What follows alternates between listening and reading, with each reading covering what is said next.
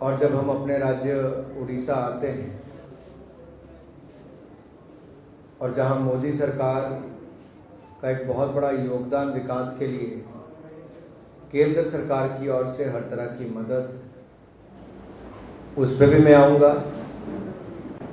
लेकिन जब मैं अपना राज्य कहता हूं तब मेरा सबसे पहली बार कटक में आना 1990 में हुआ, जब मैं पंजाब की अंडर 16 क्रिकेट टीम का कप्तान था विजय मर्चेंट ट्रॉफी में, और पंजाब पहली बार उस समय चैंपियन बना।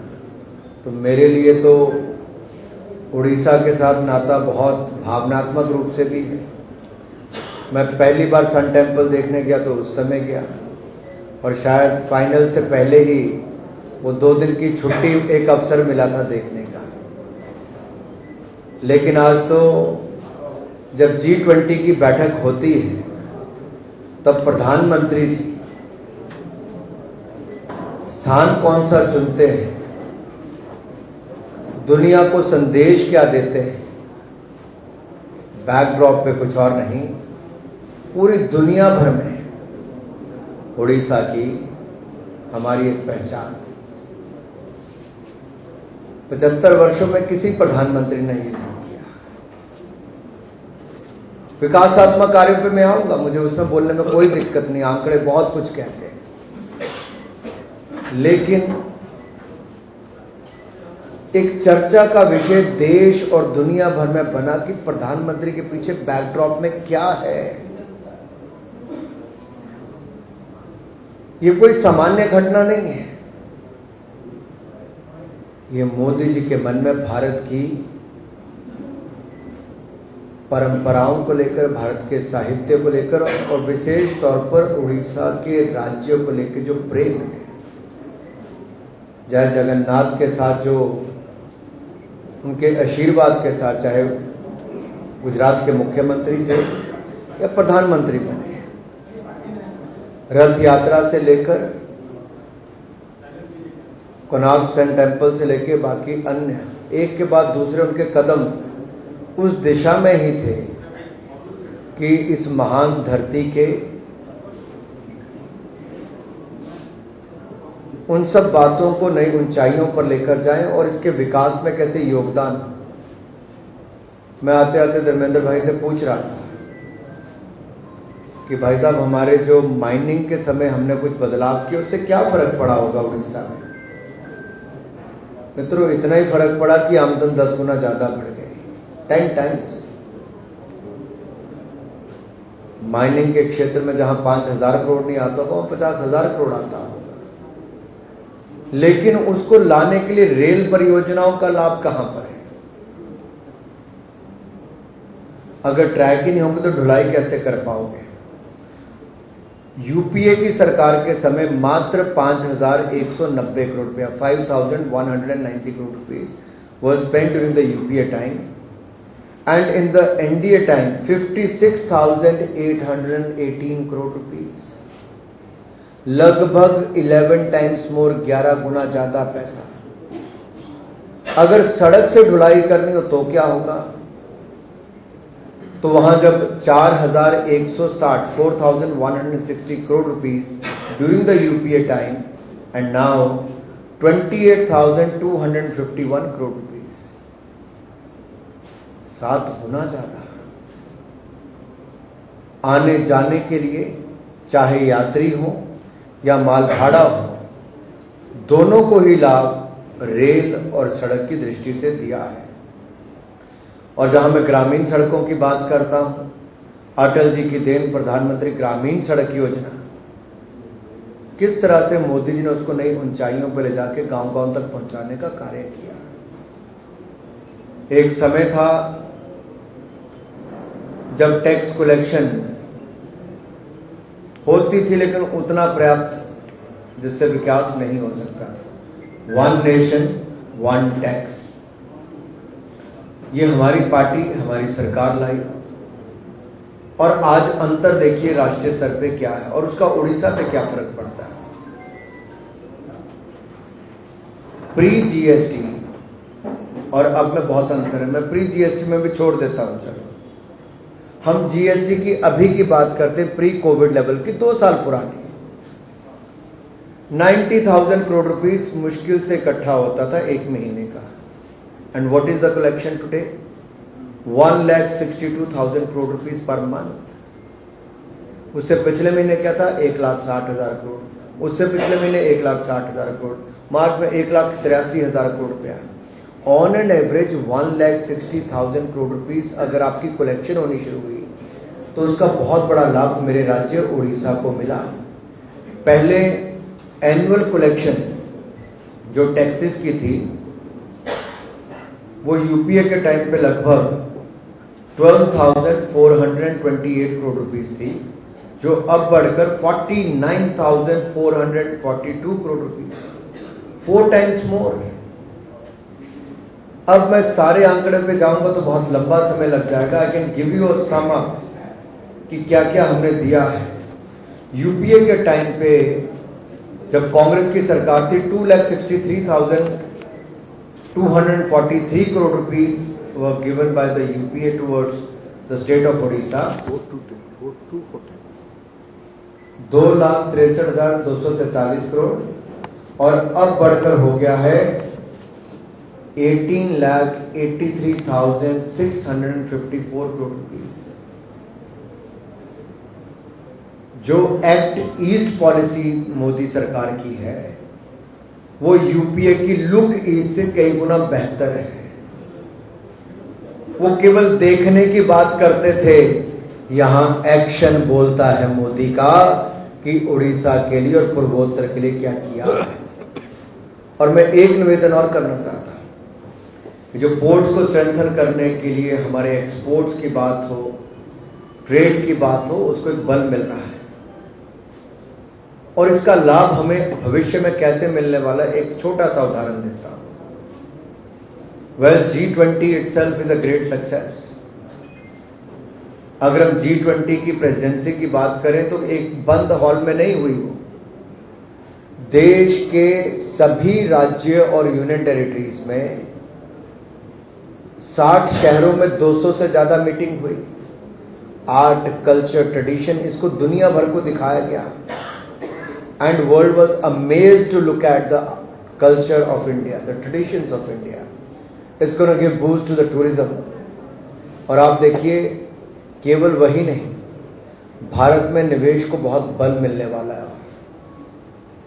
रिकॉर्ड इन्वेस्टमेंट्स हमारी कोविड के समय भी आए, लेकिन अब ये जो इकोनॉमिक कॉरिडोर का रूपरेखा मोदी जी ने रखी है, इससे मेरे उड़ीसा को भी फर्क पड़ने वाला है, क्योंकि ये भारत से होकर अरब वर्ल्ड से होता हुआ ये यूरोप तक जाने वाला है। कितने देशों से सीधा हमारा ट्रेड बढ़ेगा। आने वाले समय में 40 to 50% ग्रोथ ट्रेड की हो सकती है। जैसे एक जमाने में सिल्क रूट होता था, अगले 1000 साल के लिए एक नया ट्रेड रूट इकोनॉमिक कॉरिडोर के रूप में नरेंद्र मोदी जी ने रखा है और दुनिया ने उसको माना है। धर्मेंद्र भाई सबसे लंबे समय तक रहने वाले पेट्रोलियम मंत्री हैं। बहुत सारे कदम इनके समय उठाए गए जो प्रधानमंत्री मोदी जी की सोच थी, वो धरातल पर उतारने का काम। जब मैं आज जाता हूं देश भर में और जब मैं युवा मोर्चा के अध्यक्ष के नाते जाता था तो क्या अंतर है। उस समय मैं आपको छोटा सा अंतर इसलिए बता रहा हूं क्योंकि कई बार समय बीतता है पता नहीं चलता।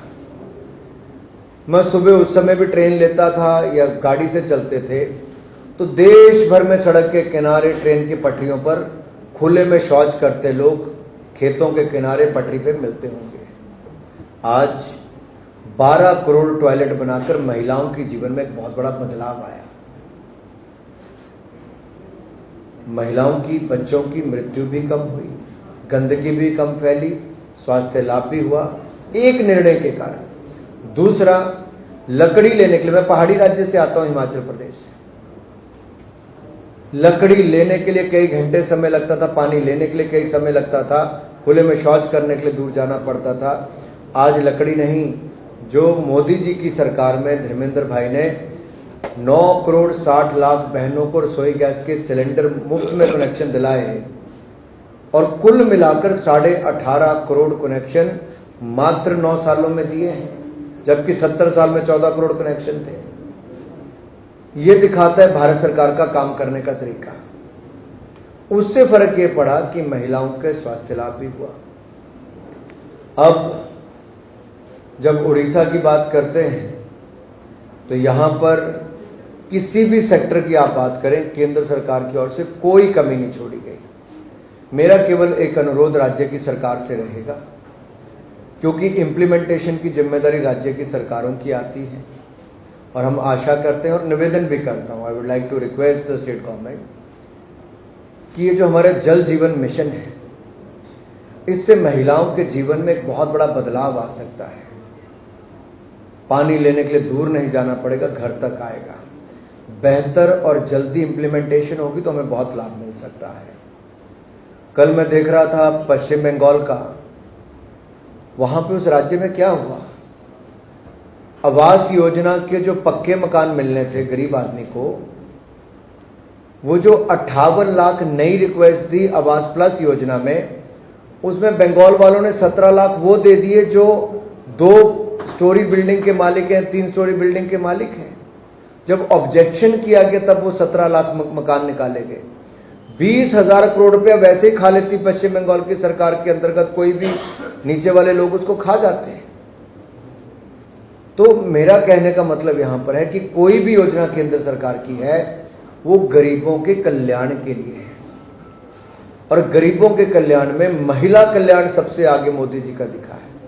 शौचालय, रसोई गैस का सिलेंडर, पक्का मकान, जल जीवन मिशन, स्वास्थ्य लाभ, ये सारे महिला कल्याण, और साथ ही में अब महिला नेतृत्व विकास, from women empowerment to women led empowerment by passing the Nari Shakti Vandan bill. Modi government has delivered 33% reservation to the women in the parliament and in the assemblies, and I am sure we're going to see a large representation in the coming years from across the country in the parliament and in the Vidhan Sabhas. I would like to end here and take your questions. देखिए, मुझे justify करने की जरूरत नहीं है। अगर किसी ने गलत किया है तो उसके ऊपर जांच एजेंसियां काम करती हैं, और ये कहीं नहीं लिखा कि आपके पास अगर गलत तरीके से पैसा आया होगा, आपत्तिजनक कोई कार्य होगा, तो उसके ऊपर कोई जांच एजेंसी कार्रवाई नहीं कर सकती। जांच एजेंसियां स्वतंत्र हैं, वो अपनी कार्रवाई नियमों को देखकर करती हैं। देखिए, मैं इतना ही कहूंगा, भारतीय जनता पार्टी के नेता से लेकर कार्यकर्ताओं तक गरीब कल्याण के लिए पूरी तरह समर्पित है, चाहे विधानसभा हो या लोकसभा हो या राज्यसभा हो, कोई भी सदन होगा, हम लोग वहां जनता से जुड़ी हुई बातों को उठाते हैं और उठाते रहेंगे जो जनता के हित में है। और जहां सत्ता में है वहां गरीब कल्याणकारी योजनाओं को लाकर गरीबों के जीवन में एक बड़ा बदलाव ला रहे हैं। और यही कारण है कि आज 18.5 करोड़ गरीब गरीबी रेखा से पहली बार बाहर आए, तो 70 साल में कोई सरकार नहीं कर पाई जो मोदी जी के 9 वर्षों की मेहनत के कारण हो पाया। ये बड़ा बदलाव है। इसलिए मोदी जी ने कभी किसी को ना एंटी इंडिया कहा, ना एंटी पीपल कहा, ना एंटी गवर्नमेंट कोई हो सकता है, लेकिन जनता के खिलाफ कोई नहीं हो सकता है। बहुत अच्छा सवाल है आपका, और मैं सबकी जानकारी के लिए बताता हूं। जैसे मान लीजिए पश्चिम बंगाल का आपने उदाहरण दिया। अब पश्चिम बंगाल में मनरेगा योजना के अंतर्गत Mahatma Gandhi national rural employment guarantee scheme, इसके अंतर्गत जो भारत सरकार के द्वारा पैसा दिया गया उसमें कोई कमी नहीं है। और जो कितने में 5-6 खाते नेशनल रूरल लाइवलीहुड मिशन से लेकर प्रधानमंत्री आवास योजना, ये 4-5 चीजों पर पश्चिम बंगाल की सरकार ने विषय उठाया। हमने आंकड़े देकर बताया कि यूपीए की सरकार के समय 50,000 करोड़ मिला था, हमारी सरकार के समय 2 लाख करोड़ से ज्यादा मिला है। और कई योजनाओं में तो 16 गुना ज्यादा, कई जगह 8 गुना ज्यादा, 8 टाइम्स, 16 टाइम्स, 12 टाइम्स ज्यादा ऐसे पैसे मिले। अब सेक्शन 27 को क्यों वहां पे वो किया गया मनरेगा के अंतर्गत, एमजी नरेगा के अंतर्गत पश्चिम बंगाल में, क्योंकि देखिए कई कार्य ऐसे किए कि जैसे फेंसिंग करनी है, अलाउड नहीं है, वो कर दी। आपको एम्बैंकमेंट करनी है जो बगैर अनुमति के आपने कर दिया, और मिट्टी के रेत की बोरियां भरी वहां पे पाई गई। आपने एक बड़े काम को छोटे टुकड़ों में बांट दिया जो आपको वैसे अलाउड नहीं था। जहां सड़कें पहले बनी थी, पॉइंट पहले बने थे, उनको दिखा दिया कि नए बने और पैसा गोल हो गया। तब केंद्र की सरकार की जो टीम गई, उन्होंने एक नोटिस दिया उनको और उसके ऊपर एक्शन टेकन रिपोर्ट देने के लिए कहा। पश्चिम बंगाल की सरकार ने एक्शन टेकन रिपोर्ट तो कुछ नहीं, लेकिन एक वापस जवाब दिया कि इस पे ये करना चाहिए। तो भारत सरकार ने फिर लिखा कि ये करना, कहना नहीं, करना चाहिए और दंडात्मक कार्रवाई कीजिए, पीनल एक्शन लीजिए। बट ममता बनर्जी जी की सरकार ने पीनल एक्शन लेना तो दूर, एक भ्रष्ट सांसद को, जिनके ऊपर गंभीर भ्रष्टाचार के आरोप लगे हैं, ईडी की जांच चल रही है, उनकी अध्यक्षता में अपने नेताओं को भेजा दिल्ली। और किसको बचाने के लिए? जिन लोगों ने गरीबों के मकान और गरीबों की दिहाड़ी का पैसा दोनों खा गए। राज्य की सरकार ने उनसे पैसा वापस जमा कराने की बजाय अपने राज्य के खजाने में से पैसा जमा करा दिया कुछ हद तक। क्या ऐसा हो सकता है? करप्ट लोग पैसा खा गए, अधिकारी खा गए, नेता खा गए, उनसे पैसा नहीं लिया ममता जी की सरकार ने। उल्टा जो जनता का पैसा खजाने में जमा था वो जाके कुछ जमा करा दिया। इसलिए भारत सरकार को कदम उठाना पड़ा कि अगर आप दोषियों के खिलाफ कड़ी कार्रवाई नहीं करोगे तब तक आपके एमजी नरेगा के पैसे पे ब्रेक लगेगी। सारी योजनाओं में बहुत सारा पैसा मोदी जी की सरकार ने दिया, कहीं कोई कमी नहीं छोड़ी। मेरे पहाड़ी राज्य में 17,000 फीट की हाइट पे भी पानी पहुंच गया है जल जीवन मिशन का, लेकिन पश्चिम बंगाल में अभी तक एक जिला में भी 100% 100% वाटर के कनेक्शन नहीं लग पाए। क्यों? अगर राज्य की सरकारों को इंप्लीमेंट करना है तो क्यों फेल हो रही? अगर प्रदेश सरकार को पैसा केंद्र देता तो क्यों फेल हो रही? जहां तक आपने उड़ीसा की बात कही, अगर यहां पर भी नोटिस दिया गया है तो या तो इन्होंने इसका जवाब दिया होगा या उस पर कार्रवाई की होगी। अगर नहीं की हो गई तो उसके खिलाफ भी वैसे ही वापस नोटिस जाएगा, एग्जामिनेशन होगा और कार्रवाई की ओर आगे बढ़ेंगे। ये जो आपने कहा सेंसस की बात कही, इसके ऊपर मैं इतना ही कहूंगा, अभी कल रिपोर्ट आई है। रिपोर्ट का आधार क्या है, क्या उसके विस्तार में जब तक पढ़ोगे नहीं तब तक टिप्पणी करना उचित भी नहीं है। इसलिए इसको अच्छी तरह से पढ़ेंगे भी और विस्तृत एक प्रेस ब्रीफिंग भी करेंगे ताकि अपना पक्ष भी वहां पे रख सकें। देखिए, एक तो ये प्रेस कॉन्फ्रेंस में तय नहीं होता कि क्या करना है, पहली बात ये है। दूसरी, मैं कहता हूं कि भारतीय जनता पार्टी वो राजनीतिक दल है जो कार्यकर्ताओं के दम पर चुनाव लड़ती भी है, जीतती भी है और आज दुनिया का सबसे बड़ा राजनीतिक दल है। और दुनिया का सबसे लोकप्रिय नेता अगर किसी पार्टी के पास है तो प्रधानमंत्री नरेंद्र मोदी 78% पॉपुलैरिटी ग्राफ के साथ न केवल देश बल्कि दुनिया के सबसे लोकप्रिय नेता है।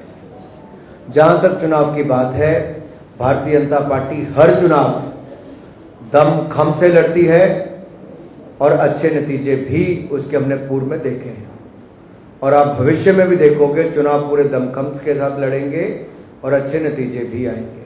देखिए, पहले तो आपका धन्यवाद। आपने कहा कि नारी शक्ति बंधन बिल, जिसके माध्यम से 33% आरक्षण महिलाओं को मिलेगा, आपने उसका स्वागत किया, मैं आपका धन्यवाद करता हूं। दूसरा, आपने चिंता जताई कि कब लागू होगा।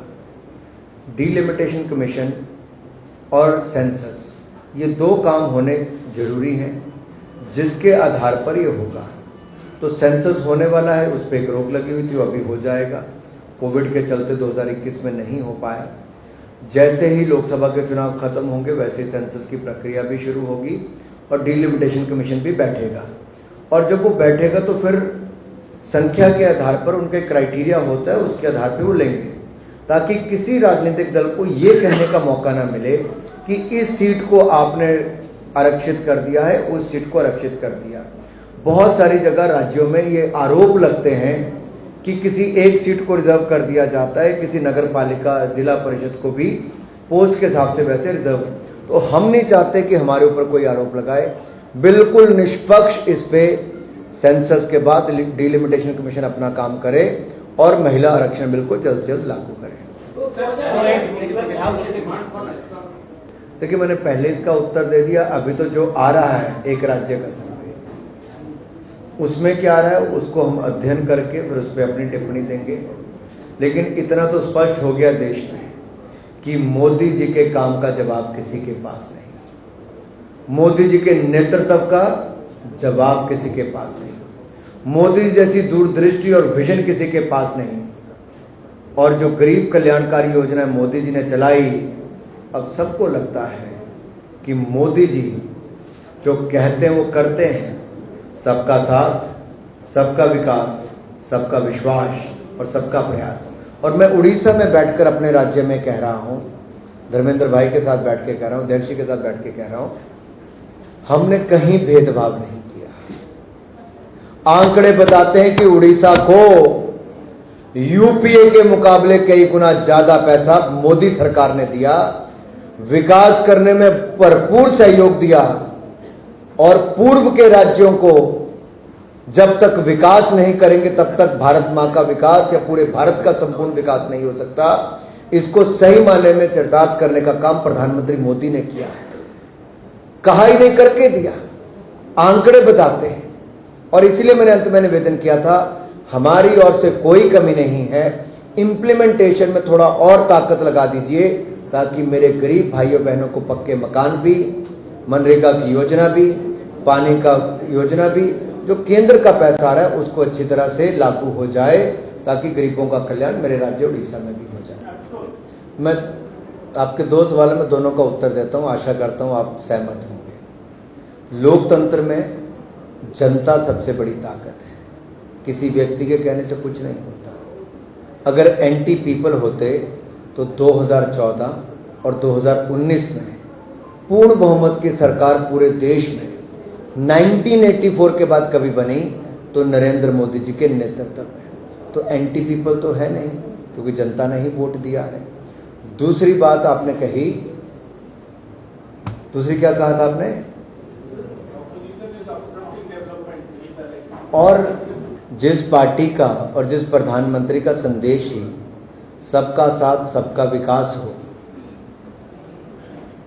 वो तो एंटी नहीं हो सकता। दूसरी बात मैं आपको आंकड़े देके बता रहा हूं, 4 करोड़ पक्के मकान बने, 12 करोड़ टॉयलेट्स बने, 13 करोड़ घरों को नल से जल दिया गया, 9 करोड़ 60 लाख बहनों को रसोई गैस के सिलेंडर मुफ्त में कनेक्शन मिला, 60 करोड़ लोगों को 5 लाख का इलाज आयुष्मान भारत योजना में मिला, 220 करोड़ वैक्सीन मुफ्त में लगी, 80 करोड़ लोगों को 2.5 साल तक मुफ्त में राशन मिला।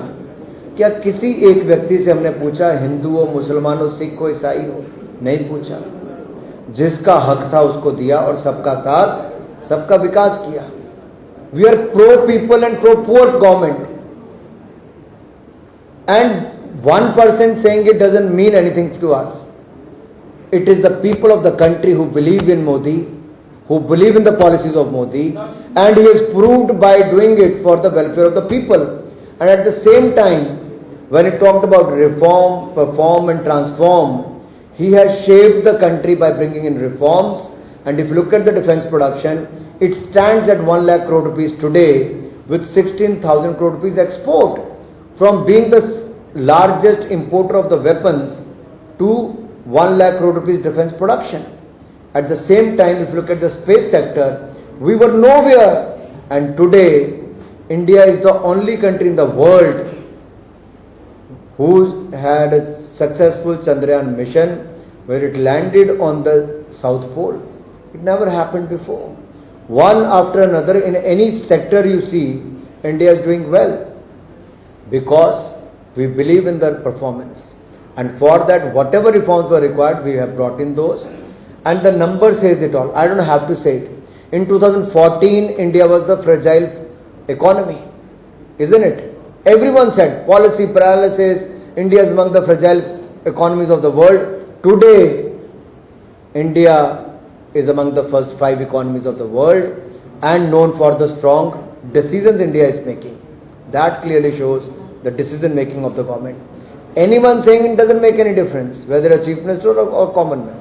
देखिए, सत्ता को कितने मार्क्स देने हैं वो मीडिया दे सकता है, जनता दे सकती है। अनुराग ठाकुर तो यहाँ कमल के फूल के लिए वोट मांगने आएगा ताकि भारतीय जनता पार्टी की जीत हो, और हम तो यही चाहते हैं कि मोदी जी के जो काम है वो जन जन तक पहुंचे और उसको लाभ मिले।